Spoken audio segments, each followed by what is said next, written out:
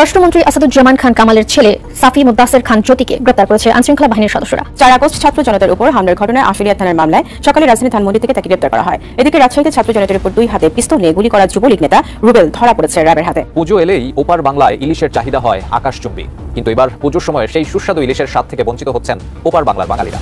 ইলিশ পাঠানো সম্ভব নয় বলে সাফ জানিয়ে দিয়ে মৎস্য উপদেষ্টা বলছেন, আমাদের এখানেও দুর্গাপুজো হয়, এবার আমাদের দেশের মানুষ ইলিশের স্বাদ উপভোগ করবে। আপনি বাংলাদেশে আসুন, আপনার তো 117টা মামলা হয়েছে, সেই মামলায় কমপক্ষে আপনার 200 বছর সাজা হবে। বাংলাদেশের মানুষ তো আপনাকে চায়, এই নাটক বাদ দেন, আপনি কোন সময় আসবেন, আপনি সসম্মানে আসতে পারবেন। শেখ হাসিনা বিমান বাহিনীর যে উড়োজাহাজে করে ভারতে পালিয়ে গেলেন এবং পালিয়ে যাওয়ার মুহূর্তে উড়োজাহাজে কি ধরনের সতর্কতা অবলম্বন করা হয়েছিল সেটি নিয়েও চাঞ্চল্যকর তথ্য বেরিয়েছে। সম্মানিত দর্শক, আসসালামু আলাইকুম। নতুন একটা নিউজ ভিডিওতে আপনাদের জানাচ্ছি স্বাগতম। এইমাত্র পাওয়া তাজা এবং গরম খবর। প্রিয় দর্শক বন্ধুরা, সামনে ডক্টর ইউনূসের ভয়াবহ খারাপ দিন আসতে চলেছে। আজকের এই ভিডিওতে বিস্তারিতের মাধ্যমে আপনারা সবকিছু দেখতে পারবেন। সেই সাথে সাথে দেখতে পারবেন যুক্তরাষ্ট্র ভারত থেকে ডক্টর ইউনূসকে বিশাল পরিমাণে চাপ দেওয়া হচ্ছে। হঠাৎ কেন যুক্তরাষ্ট্র থেকে ডক্টর ইউনূসকে চাপ দেওয়া হচ্ছে, সেই বিষয়গুলো দেখতে পারবেন আজকের এই ভিডিওর মাধ্যমে। প্রিয় দর্শক বন্ধুরা, আজকের এই ভিডিওটি খুবই ইন্টারেস্টিং হতে চলেছে। স্কিপ না করে সম্পূর্ণ দেখে যাবেন, অনেক কিছু জানতে পারবেন। সেই সাথে গোলাম মাওলা রনি সাহেব চাঞ্চল্যকর তথ্য জানিয়েছে। ছাত্রলীগ, আওয়ামী লীগ এবং পুলিশ লীগ, 3 লীগকে এক দাঁড়ে পাল্লায় মেপেছে গোলাম মাওলা রনি সাহেব। প্রিয় দর্শক বন্ধুরা, আজকের এই ভিডিওটি স্কিপ না করে সম্পূর্ণ দেখবেন। বেশি কথা না বলে আপনাদের বিস্তারিত ভিডিওতে নিয়ে যাবো। বিস্তারিত ভিডিওটি দেখার আগে একটা রিকোয়েস্ট, যারা এখন এই চ্যানেলটি সাবস্ক্রাইব করে রাখেন, এই চ্যানেলটি সাবস্ক্রাইব করে দিয়ে পাশে থাকা বেল আইকনটি বাজিয়ে রাখুন। ইতিমধ্যে যারা সাবস্ক্রাইব করে দিয়েছেন সকলকে জানাচ্ছি অসংখ্য ধন্যবাদ। প্রিয় দর্শক বন্ধুরা, চলুন তাহলে এই ভিডিওতে একটি লাইক দিয়ে আমরা বিস্তারিত ভিডিওগুলো মোবাইলের স্ক্রিন থেকে একের পর এক ধারাবাহিকভাবে দেখে আসি। খুবই বড় ধরনের একটা দুঃসংবাদ, এটা আপনি হালকা নেওয়ার সুযোগ নেই। আপনি যদি বাংলাদেশের রাজনৈতিক প্রেক্ষাপটটাকে একটু দেখেন, আন্তর্জাতিক যে রাষ্ট্রগুলো আছে তাদের চোখে, মানে মার্কিন যুক্তরাষ্ট্র বা ইউরোপীয় ইউনিয়ন, তারা একটা টিম হিসেবে কাজ করে। তো মার্কিনেরা দীর্ঘদিন যাবত আপনার বাংলাদেশের যে দায়িত্ব, একজন সুপেরিয়র অথবা গার্ডিয়ান হিসেবে ভারতকে দায়িত্ব দিয়ে রেখেছে। তো ভারত সরকার বাংলাদেশে যে নির্বাচন হয়েছে গত বেশ কয়েক বছর যাবত বা বিভিন্ন ইস্যুতে অ্যাডভান্টেজ দিচ্ছে। ইভেন আওয়ামী লীগ সরকারের যে সরকারগুলো, সেগুলো কি আমেরিকা বৈধতা দেয় নাই? দিছে তো, সারা পৃথিবী বৈধতা দিছে, আমরা বলতেছি, কিন্তু আন্তর্জাতিক অঙ্গনে তারা কিন্তু বৈধতা নিয়েই দেশ পরিচালনা করছে। এখন জামাতের ইস্যুতে বরাবরই এই পশ্চিমা রাষ্ট্রগুলো কিন্তু নেগেটিভ। মুখে মুখে কি বলছে জরুরি না, দেখেন আওয়ামী লীগ সরকার পতনের পর ভারতের সাথে সম্পর্ক স্থাপনের জন্য সবাই লবিং করছে। আমাদের জামাতও কিন্তু লবিং করেছিল। জামাতও আপনার প্রতিবেশী হিসাবে হোক, যে কোনো কারণে হোক, ভারতের হায়ার অথরিটির সাথে একটা ভালো সম্পর্ক স্থাপনের জন্য তারা কথাবার্তা সম্ভবত বলছিল। আমি একটা নিউজও করছিলাম। তো সেটা নিয়ে ভারত তাৎক্ষণিকভাবে কোনো রিপ্লাই না দিলেও বলেছিল যেটা নিয়ে তারা ভবিষ্যতে জানাবে যে জামাতের ব্যাপারে ভারতের দৃষ্টিভঙ্গিটা কি। যেহেতু ভারত একটা হিন্দু সংখ্যাগরিষ্ঠ রাষ্ট্র, তো স্বাভাবিকভাবে জামায়াত ইসলাম মুসলিম একটা সেন্টিমেন্ট আছে, পাশাপাশি ভারত জামাত ইসলাম সহ আরো কয়েকটা দলকে তারা নেগেটিভ মনে করে তাদের রাষ্ট্রের নিরাপত্তার স্বার্থে। তো এটা আসলে জামাতকে এক ধরনের অপমান করা হয়েছে। আমি মনে করি জামাত নিজের কপালে নিজে এই অপমান বা কিকটা নিয়ে আসছে। কেন নিয়ে আসছে? আপনারা এই প্রস্তাবটা এখন না দিলেও তো পারতেন।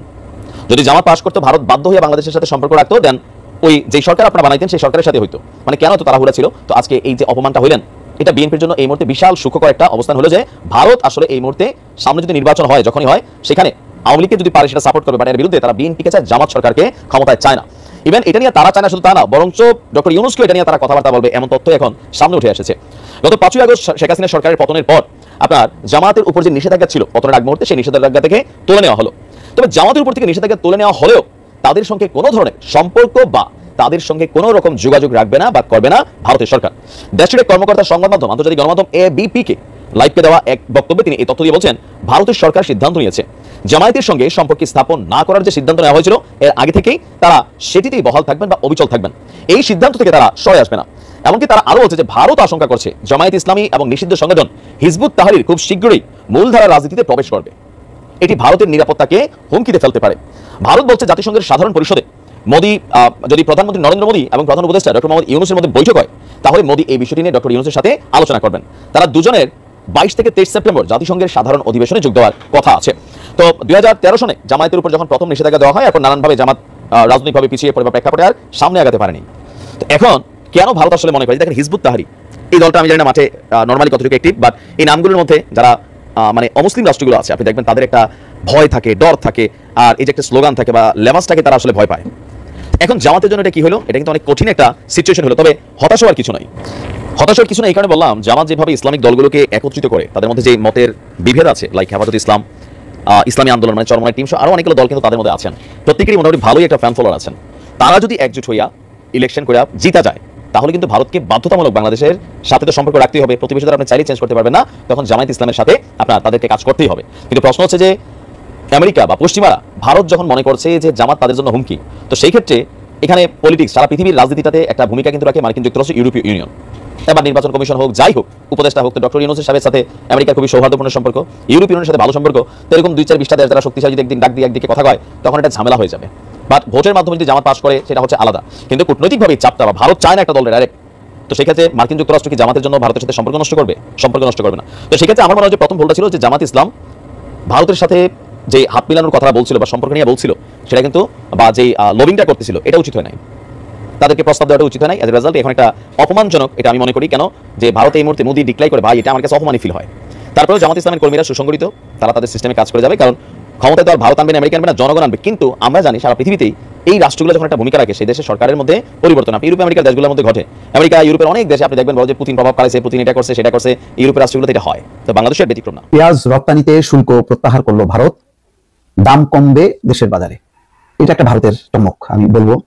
ইলিশ নিয়ে যেটা হলো যে আমাদের ফরিদ আক্তার যে মৎস্য উপদেষ্টা বললেন যে না, এবার কোনোভাবেই ইলিশ পাঠানো যাবে না, ইলিশ দামি মাছ।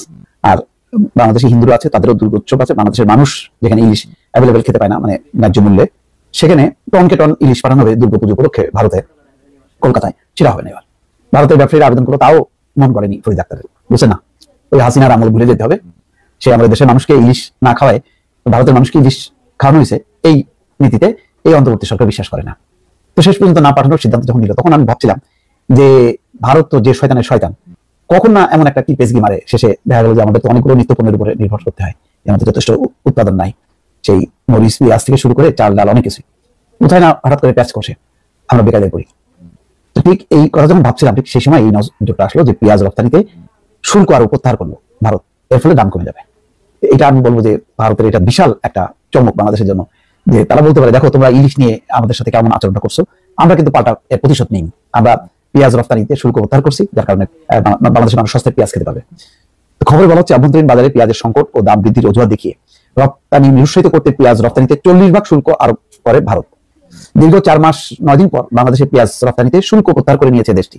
এতে বন্দর দিয়ে পেঁয়াজের আমদানি যেমন বাড়বে, তেমনি দাম কমে আসবে বলে দাবি করছেন বন্দরের আমদানিকারকরা।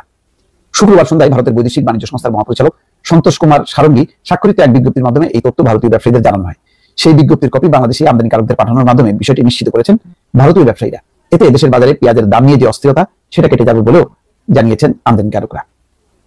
যাক, এটা 40% শুল্ক আরোপ করে সেটা প্রত্যাহার করে নিয়েছে। এর পেছনে কোনো রাজনীতি আছে কি না জানি না, রাজনীতি না থাকার কোনো কারণ নেই। সম্ভবত ভারতও বুঝতে পারছে যে বাংলাদেশের সাথে সেই আগের আচরণ করে আসলে পার পাওয়া যাবে না, বরং আমরা কিছু ছাড় দিয়ে বাংলাদেশের কাছ থেকে অনেক কিছু নেওয়ার আছে, সুবিধা পাওয়ার ব্যাপার আছে, সেটা আমরা করি। এখন যদি আমরা যদি অন্তর্বর্তী সরকারের মতন করে যদি পাল্টা আমরা প্রতিশোধ নেই, তাহলে এটা ভারতের জন্য ভালো হবে না। তো এটা হয়তো তারা বিগ ব্রাদার সুলভ একটা আচরণ করলো যে না ঠিক আছে, আমরা তোমাদের বড় ভাই, ঠিক আছে তোমরা আমাদের সাথে যা করছো আমরা কিন্তু করলাম না, দেখো আমরা আরো তোমাদেরকে সুবিধা দিলাম। এইরকম যদি মনোভাবটা থাকে, তাহলে আসলে ভারতের সাথে বাংলাদেশের সুসম্পর্ক হবে। এখন ডোনাল্ড তো ভারত হয়ে আসছেন, বিকেলবেলা আসবে, তার টিম সকালবেলা চলে আসছে, তো সেও ভারতকে মেসেজ দেবে যে আগের মতন যাতে সম্পর্কটা অব্যাহত রাখে। কারণ আমেরিকার স্বার্থ বাংলাদেশও আছে, ভারতেও আছে। এখন ভারত আর বাংলাদেশ যদি লেগে যায়, তাহলে চীন এখান থেকে ফায়দা নেবে, সেখানে আমেরিকা সুবিধা হবে না। যদিও এটা বলার অপেক্ষা রাখে না, বর্তমান সরকারটা মূলত আসলে এটা আমেরিকা সমর্থিত বা প্রভাবিত সরকার। বাংলাদেশের সাথে আমেরিকার এখন মধুচন্দ্রিমা যাচ্ছে, সম্পর্কটা সর্বোচ্চ পর্যায়ে, এবং 6 সদস্যের যে টিম আছে খুবই ক্ষমতাশালী একটা টিম, খুব গুরুত্বপূর্ণ, যাদের মূল লক্ষ্যটা হচ্ছে বাংলাদেশের অর্থনীতিকে গতিশীল করার, সহায়তা করা। কি দরকার বাংলাদেশের, এখন সবকিছু করতে চায়। এইরকম উচ্চ ক্ষমতা সম্পন্ন টিম দেখেন দ্বাদশ জাতীয় সংসদ নির্বাচনের আগে বা পরে কিন্তু একযোগে তারা আসেনি, এবার আসছে। তাতে বোঝা যাচ্ছে যে এই বাংলাদেশের এই সরকারকে তারা অন করছে। সাবেক স্বরাষ্ট্রমন্ত্রী আসাদুজ্জামান খান কামালের ছেলে সাফি খান জ্যোতিকে গ্রেফতার করেছে আইন শৃঙ্খলা বাহিনী। 4 আগস্ট ছাত্র জনতার উপর হামলার ঘটনায় আশুলিয়া থানার মামলায় সকালে রাজধানী ধানমন্ডি থেকে তাকে গ্রেফতার করা হয়। এদিকে রাজশাহীতে ছাত্র জনতার উপর 2 হাতে পিস্তল নিয়ে গুলি করা যুবলীগ নেতা। সামাজিক মাধ্যমে ইদানিংকালে অনেকগুলো যে গুজব এবং অনেকগুলো কথাবার্তা শোনা যাচ্ছে, যেগুলো কেউ বিশ্বাস করছেন বা কেউ বলছেন, কেউ অপপ্রচার করছেন, কিন্তু বাস্তবতা হলো প্রচুর সংখ্যক এরকম ট্রল, যেগুলো আওয়ামী লীগের পক্ষে বিপক্ষে, বর্তমান সরকারের পক্ষে বিপক্ষে, সমন্বয়কদের পক্ষে বিপক্ষে এতটা বেশি প্রচারিত হচ্ছে যে রীতিমতো ফেসবুক থেকে শুরু করে টুইটার, অন্যান্য সব জায়গাতে এগুলো সয়লাভ বয়ে যাচ্ছে। 1 নম্বর হলো সাবেক প্রধানমন্ত্রী শেখ হাসিনা, তার একটি টেলিফোনের যে সংলাপ, এটি ভাইরাল হয়েছে। সবাই বলার চেষ্টা করছেন যে এটি শেখ হাসিনা নিজেই ইচ্ছা করে আলোচনায় থাকার জন্য এই জিনিসটি তিনি প্রচার করে দিয়েছেন। আর সেই প্রচারের মাধ্যমে যে আলোচনাটা এই মুহূর্তে চলছে, সেটি হলো শেখ হাসিনা তার একজন কর্মী, একেবারেই অধস্তন পর্যায়ের একজন কর্মী, অনুল্লেখ্য কর্মী, যার মানে আওয়ামী লীগের কোনো পোর্টফোলিওর মধ্যেই পড়ে না, এবং তার সঙ্গে তার যে বক্তব্য কথাবার্তা এটি রীতিমতো সন্দেহজনক। আমেরিকা প্রবাসী আওয়ামী লীগের এক সাবেক কর্মী, তার সঙ্গে তার কথা, সেই কথায় তিনি অনেকগুলো অসংলগ্ন কথাবার্তা বলেছেন, যার সঙ্গে বাস্তবতার কোনো মিল নেই। তিনি বলেছেন যে তিনি দেশের খুব কাছাকাছি আছেন, তিনি এই মুহূর্তে দেশের কাছাকাছি নেই। দ্বিতীয়ত তিনি বলেছেন যে কোনো সময় তিনি ঢুকে পড়বেন, তিনি শত চেষ্টা করলেও যে কোনো সময় সীমান্ত দিয়ে ঢুকতে পারবেন না, এটি অসম্ভব একটি বিষয়। ভারত চেষ্টা করে তাকে পুশিং করতে পারবে না, আর বাংলাদেশের কোনো সামরিক বাহিনী, কোনো বর্ডার গার্ড বা কেউ তাকে সীমান্ত দিয়ে বাংলাদেশের অভ্যন্তরে ঢুকিয়ে তারপর একটা পরিবেশ পরিস্থিতি সৃষ্টি করবেন, এটি বলতে গেলে একটা অসম্ভব ঘটনা। অর্থাৎ শুয়ের পেছন দিয়ে একটা উট ঢুকার যে অবস্থা, ঠিক ওই রকম। তো সেই কথাটা তিনি বলেছেন, এবং এগুলো নিয়ে অনেকের মধ্যে ট্রল চলছে, কেউ ঠাট্টা করছে, কেউ মস্কারা করছে, এবং কেউ এটাকে সত্য মনে করছে, এবং এটা হতে পারে যে কোনো সময় শেখ হাসিনা যথেষ্ট সাহসী, তার দ্বারা অনেক কিছু সম্ভব তিনি করবেন, এই সকল কথাবার্তা হচ্ছে। একটা সমাজের সবচেয়ে বড় অবক্ষয় এবং সমাজের জন্য সেটা খুবই ঝুঁকিপূর্ণ যখন মানুষ ইলিউশন, কল্পনার জগতে বাস করে। দ্বিতীয় যে ভয়ঙ্কর অবস্থা সেটি হলো অযোগ্যদের হাতে যখন নেতৃত্ব চলে যায়, অর্থাৎ ছাত্র যখন শিক্ষককে পড়ায়, তারপরে ভিক্ষুক যখন মালিকদেরকে সে কি পরিমাণ ভিক্ষা দেবে সেটা ডিকটেট করে। কোনো ভিক্ষুক ধরুন আপনি ভিক্ষা দিতে গেলেন, তিনি বললেন যে আমি তো পুরনো টাকা নেই না, আপনি আমাকে ভিক্ষা দিতে চান, কম করে হলেও 100 টাকার একটা কর করে নোট দিতে হবে। তো এরকম কথা যখন হয়, বা আপনি যে ভিক্ষা করেন আপনার বাড়ি কোথায়, আমি তো অমুক ডিস্ট্রিক্টের লোক ছাড়া ভিক্ষা নেই না, বা ধানমন্ডিতে আপনার বাসা কোথায়, এই ধরনের হাজারটি প্রশ্ন যখন গ্রহিতা করে দাতাকে, যিনি দান করেন তাকে, তখন বুঝতে হবে যে আপনি উল্টো স্রোতে চলছেন। আমাদের এই সমাজে সেই ইদানিংকালে আপনি দেখবেন যে এই উল্টো স্রোতটা এত বেশি এবং এত প্রবল যে মন মেজাজ ঠিক রাখা সম্ভব হয় না। অনেক সময় মনে হয় নিজের গালে নিজে চপেটাঘাত করি, এমন সব দৃশ্য ঘটছে। অর্থাৎ এই যে ইলিউশন, শেখ হাসিনাকে ইলিউশন, এত বড় একটা মানে পতন, এভাবে পালিয়ে যাওয়া, কোটি কোটি নেতাকর্মীদেরকে যেভাবে বিপদের মধ্যে ফেলে দেওয়া, এটা নিয়ে কারো কোনো অনুশোচনা নেই, কারো কোনো আর্ত উপলব্ধি নেই, ঘুরে দাঁড়ানোর জন্য কোনো পরিকল্পনা নেই। তিনি আসবেন আর সমস্ত নেতাকর্মীরা তার জন্য একেবারে অন্তঃপ্রাণ হয়ে ঝাঁপিয়ে পড়বে। এই জিনিসগুলো নিয়ে এক পক্ষের আশা, আর এক পক্ষের ঠাট্টা মস্করা, তার সঙ্গে আমাদের দেশে যে ছাত্র পড়াচ্ছে শিক্ষককে, বা আইলো দেশে কলিকাল ছাগলে চাটে বাঘের গাল। এখন এই যে ছাগলে যে বাঘের গাল চাটে, এইরকম দৃশ্য আপনি কতক্ষণ দেখতে পারবেন? সার্কাসে দেখা যায়, সিনেমায় দেখা যায়, কিন্তু বাস্তবে যদি আপনার জীবনে এরকম ঘটনা ঘটে তাহলে আপনি 1 মিনিটের মধ্যে পাগল হয়ে যাবেন। এটি যে কোনো শাস্তির চাইতে আপনার কাছে এটি খুব কঠোর। আপনি চিন্তা করুন যে শিক্ষকের ভয়ে আমরা অস্থির ছিলাম ছাত্র জীবনে, যে শিক্ষকের সামনে আমরা কখনো হাঁটতে পারতাম না, সেই শিক্ষক নয়, প্রধান শিক্ষকদেরকে, শত শত প্রধান শিক্ষকদেরকে আমরা ছাত্র যারা আছি তারা জোর করে পদত্যাগে বাধ্য করলাম। তারপরে অনেক কিছু হচ্ছে, অনেক কিছু হচ্ছে, এই যে মাজার ভাঙা থেকে শুরু করে যা কিছু হচ্ছে, এইগুলো মূলত অমঙ্গলের যাকে বলা হয় স্মৃতিচিহ্ন, আলামত, মন্দ কাজের আলামত। এর বাইরে গোপালগঞ্জকে নিয়ে বেশ কয়েকটি ঘটনা ঘটল। প্রথম ঘটনা ঘটল সেনাবাহিনীর সঙ্গে তাদের একটা সংঘর্ষ, এটি সেনাবাহিনী খুব চমৎকারভাবে সামাল দিল। তারপর আবার এখানে বিএনপির যারা নেতাকর্মী আছেন তাদের কিছু লোকজন সেখানে গেলেন সেই তাফালিং করার জন্য, সমাবেশ করার জন্য। তো এটা আসলে আমার কাছে স্বাভাবিক মনে হয়নি। এর কারণ হলো যে সারা বাংলাদেশের এত এত জায়গা রেখে এইরকম একটা জায়গাতে কেন যেতে হবে? 2 নম্বর হলো যে ওখানে বিএনপি যারা নেতাকর্মী রয়েছেন তারা অলনে ছাড়েন, একেবারে রয়্যাল বেঙ্গল টাইগার হয়ে যাবেন। 15-16 বছর যাবৎ নিষ্পেষিত থাকা মানুষগুলো যদি অলনে ছাড়েন সাহসী হয়ে যায়, আবার 15-16 বছর যারা ক্ষমতা ভোগ করেছেন তাদেরকে আপনি রাতারাতি ভয় দেখাতে পারবেন না। তো যেহেতু গোপালগঞ্জের যারা আওয়ামী লীগের কর্মী সমর্থক তারা সিমেন্টেড হয়ে আছে, তো সিমেন্টেড জায়গাতে কখনো আঘাত করতে হয় না। জাস্ট আপনাদের কাছে ইতিহাস থেকে একটা উদাহরণ দিই। মুসলমানদের মধ্যে একটা গ্রুপ যাদেরকে আত্মঘাতী গ্রুপ হিসেবে ইতিহাসে তারা পরিচিত, তো তাদের কাজই ছিল নিজেরা মানে প্রথম সুইসাইড করতো এবং সুইসাইডের ঝুঁকি নিয়ে বিশ্বের বিভিন্ন রাজদরবারে গিয়ে তারা ভাড়া খাটতো এবং হত্যাকাণ্ড ঘটাতো। Assassination group. একজন লোক একটা পাহাড়ের উপরে, ইরানের একটি পাহাড়ের উপরে এইরকম একটি আস্তানা গড়ে তুললেন এবং তার কয়েক হাজার এরকম যোদ্ধা তিনি আজকের দিনের তালেবানদের বা আল কায়দার মতো করে তিনি তৈরি করলেন এবং এই গ্রুপটি প্রায় 200 বছর ধরে সমস্ত মধ্যপ্রাচ্যের রাজদরবারগুলোতে আতঙ্ক ছড়িয়ে ফেলেছিল এবং স্বয়ং যাকে বলা হয় সালাউদ্দিন আইয়ুবী তার প্রাণনাশের জন্য এই গ্রুপটি 4-5 বার কিন্তু পদক্ষেপ নিয়েছে এবং ব্যর্থ হয়েছে। এবং অনেক বড় বড় মুসলিম শাসক ছিলেন, তারা ইচ্ছে করলে পুরো সেই পাহাড়টিকে উড়িয়ে দিতে পারতেন কামানের গুলা দিয়ে, কিন্তু সেটা না করে দেখা গেল যে তারা তাদের সাথে সমঝোতা করেছেন এবং এই গ্রুপটিকে হালাকু খান গিয়ে প্রথম তাদেরকে উচ্ছেদ করে। এর আগে মুসলমানরা কিন্তু তাদেরকে উচ্ছেদ করতে পারেনি বা করেনি। এর কারণটা হলো যে ওই যে তারা যে হালাকু খান যেটা পেরেছিলেন সেটা মুসলমানরা করতে পারেন এই কারণে যে তারা যে মতবাদটি প্রচার করতেন সেই মতবাদের সঙ্গে সাধারণ জনগণের একটা সম্পৃক্ততা ছিল। অর্থাৎ 5000 জন জঙ্গি ছিলেন যারা এরকম কুকর্ম করতেন, কিন্তু তারা হয়তো 50 লাখ সাধারণ মানুষের মধ্যে তাদের যে বিশ্বাস এবং আদর্শটাকে ছড়িয়ে দিতে পারছিলেন।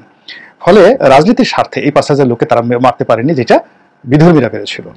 তো সেই ক্ষেত্রে আমাদের এই যে আওয়ামী লীগ যারা করে, বিএনপি যারা করে, জামাত যারা করে, জাতীয় পার্টি যারা করে, সবারই কিন্তু একটা বিশ্বাস আছে। আপনি দেখেন বিএনপি এরশাদ সাহেবকে হ্যান্ডেল করতে পারেনি, না পারার কারণে পুরো উত্তরবঙ্গ কিন্তু এরশাদ সাহেবের সঙ্গে চলে গিয়েছিল এবং এখনো পর্যন্ত যদি ফেয়ার ইলেকশন হয়, আপনি জিএম কাদের সাহেবকে যত খারাপ কথাই বলেন না কেন, জাতীয় পার্টির প্রার্থীরাই কিন্তু উত্তরবঙ্গে হয়তো 2-4টা সিটে কম পাবে, কিন্তু তারা ভালো করবে এবং তাদের সঙ্গে কিন্তু প্রতিযোগিতা হবে। এই জিনিসগুলো কখনো যায় না। আপনি যত খারাপ অবস্থায় করেন না কেন, ফেনী, বগুড়া, নোয়াখালী এই এলাকাতে বিএনপির ব্রুট মেজরিটি। আবার জামাতেরও সীমান্তবর্তী এলাকা চাঁপাইনবাবগঞ্জ, সাতক্ষীরা, বেনাপোল এই সমস্ত অঞ্চলে জামাতের, সাতকানিয়া এই সমস্ত, চট্টগ্রামের লোহাগড়া, সাতকানিয়া এই সমস্ত এলাকাতে জামাতের কিন্তু ব্রুট মেজরিটি রয়েছে। তো যে এলাকাতে আপনার জামাতের ব্রুট মেজরিটি রয়েছে, জাতীয় পার্টি রয়েছে, সবকিছু রয়েছে, ছাত্রলীগ মানে আওয়ামী লীগের রয়েছে, সেই এলাকাতে গিয়ে হঠাৎ করে যদি কেউ তাফালিং করতে চায় তাহলে সেই জিনিসটি মানে হিতে বিপরীত হয় এবং এটা আজকের ঘটনা নয়, শত শত বছর ধরে এইভাবে কিন্তু ঘটে আসছে। ফলে মানে কেউ কখনো নিজের মানে অন্যের বাড়ির দরজায় গিয়ে মারামারি করে জিতে আসতে পারেনি। আপনি সাময়িক আক্রমণ করে চলে আসতে পারবেন, কিন্তু সেখানে সাস্টেন করতে পারবেন না। তো এই যে অবস্থাগুলো এখন হচ্ছে সব এলোমেলো হচ্ছে। এলোমেলোর কারণে কি হচ্ছে, আবার ছাত্রলীগ আসবে, আবার আওয়ামী লীগ আসবে, আবার পুলিশ লীগ আসবে। এই কথাগুলো কিন্তু গত 1 মাসে কেউ বলতে সাহস পায়নি, কিন্তু এই কথাগুলো এখন আলোচনা হচ্ছে এবং ইট ইজ ভেরি ডেঞ্জারাস। এই যে আমরা এত কষ্ট করে যারা আন্দোলন করেছি, যারা আমরা বলার দরকার নাই, যারা করেছেন, আমি হয়তো এখানে বসে ইউটিউব করে যে সকল কথাবার্তা বলার দরকার বলেছি ডে টু ডে অবস্থান অনুযায়ী। ফলে আমি মনে করি না যে আমার এখানে এমন কিছু ছিল যেটা আমি বলতে পারি যে এর সঙ্গে আমার সম্পৃক্ততা আছে বা আমি বিরাট কিছু গাজী টাইপের কিছু। তো যার জন্য আমার বক্তব্যটা হলো যে আমি আমার মতো লিখেছি, কাজ করে গেছি, প্রতিদিনের মতো প্রতিদিনের ঘটনা বর্ণনা করেছি। কেউ পক্ষে গিয়েছেন, কেউ বিপক্ষে গিয়েছেন, কাজে এখানে আমি বড় ফ্যাক্টর না। কিন্তু যারা সত্যিকার অর্থে জীবনের ঝুঁকি নিয়ে এই আন্দোলন করেছেন, রাজপথে লড়াই করেছেন, সংগ্রাম করেছেন, জেল খেটেছেন, জুলুম সহ্য করেছেন, অত্যাচার সহ্য করেছেন এবং শেখ হাসিনা পালানোর পেছনে যাদের সত্যিকার অর্থে অংশগ্রহণ আছে, সেই মানুষগুলো যে কোনো কারণে যদি এই আন্দোলন প্রশ্নবিদ্ধ হয়, আন্দোলন ব্যাকফুটে যায়, সেই মানুষগুলো কিন্তু মারাত্মক বিপদে পড়বেন। তো কাজেই কোনো অবস্থাতেই আমাদের এমন কিছু করা উচিত হবে না, এমন কিছু বলা উচিত হবে না যে কারণে এই আন্দোলনটি কোনো মতে বাধাগ্রস্ত হয়। ইদানিংকালে যেটি দেখা যাচ্ছে সেটি হলো এই আন্দোলন সফল করার পেছনে কার ভূমিকা বেশি, কে করেছে, কে টাকা দিয়েছে, কে পরিকল্পনা করেছে, এসব নিয়ে খুবই রকম বিতর্ক হচ্ছে এবং সেই বিতর্কের প্রেক্ষিতে অনেক জায়গাতে কিন্তু মারামারি পর্যন্ত হচ্ছে। এবং ছাত্রদের মধ্যে যখন মারামারি হচ্ছে, সংগঠনগুলোর মধ্যে যখন মারামারি হচ্ছে, সংগঠিত কারণে সেখানে যুবলীগ, ছাত্রলীগ তাদের তো অসংখ্য নেতাকর্মী রয়েছে, তারা কিন্তু সেখানে খুব কৌশলে ঢুকে পড়েছে।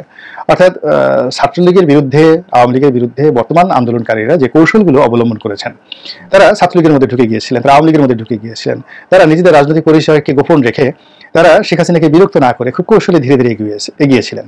একইভাবে এখন ছাত্রলীগ, যুবলীগ, পুলিশ লীগ তারাও কিন্তু বর্তমান সরকারকে, বর্তমান সমন্বয়কদেরকে, আন্দোলনকারীদেরকে, বিএনপিকে, জামাতকে না চটিয়ে কৌশলে ধীরে ধীরে ধীরে ধীরে যার যার জায়গাতে ভোল পাল্টে, পোশাক পাল্টে তারা কিন্তু ঢুকে পড়ছে এবং তারা তাদের যে কাঙ্ক্ষিত মাকাম সেখানে পৌঁছানোর জন্য কিন্তু সর্বোচ্চ চেষ্টা করছে। সেই জিনিসটি যদি আমরা হ্যান্ডেল করতে না পারি তাহলে এই যে ছাত্রলীগ, যুবলীগ, আওয়ামী লীগ, পুলিশ লীগ যে জিনিসগুলো নিয়ে ইদানিং আলোচনা হচ্ছে, যেটা 1 মাস আগে হতো না, এটি আগামী 1 মাস পরে কোন পর্যায়ে যাবে এই কথা কল্পনা করতেই আমি খুব আতঙ্কিত অনুভব করি, আতঙ্কিত বোধ করি। আল্লাহ আমাদের সবাইকে সুমতি দান করুন।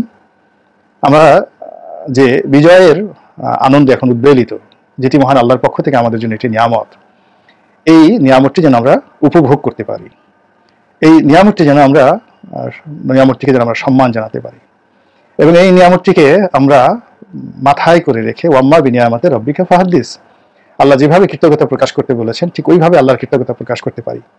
সেক্ষেত্রেই হয়তো এই বিজয় সুদূর প্রসারী হবে, দীর্ঘমেয়াদে হবে, অন্যথায় যেই লাউ সেই কদু। প্রিয় দেশবাসী, শুরু থেকে শেষ পর্যন্ত যারা এই ভিডিওটি দেখেছেন সকলকে জানাই অসংখ্য অসংখ্য ধন্যবাদ। যারা এরকম নিউজ ভিডিও পেতে পছন্দ করেন তারা অবশ্যই এই চ্যানেলটি সাবস্ক্রাইব করে পাশে থাকা বেল আইকনটি বাজিয়ে দিবেন। যারা এখন এই ভিডিওটি শেয়ার করেননি, এই ভিডিওটি দ্রুত শেয়ার করে সকলকে দেখার সুযোগ করে দিন। আজকের মতন এই পর্যন্ত, দেখা হচ্ছে পরবর্তী কোনো ভিডিও নিয়ে ইনশাল্লাহ।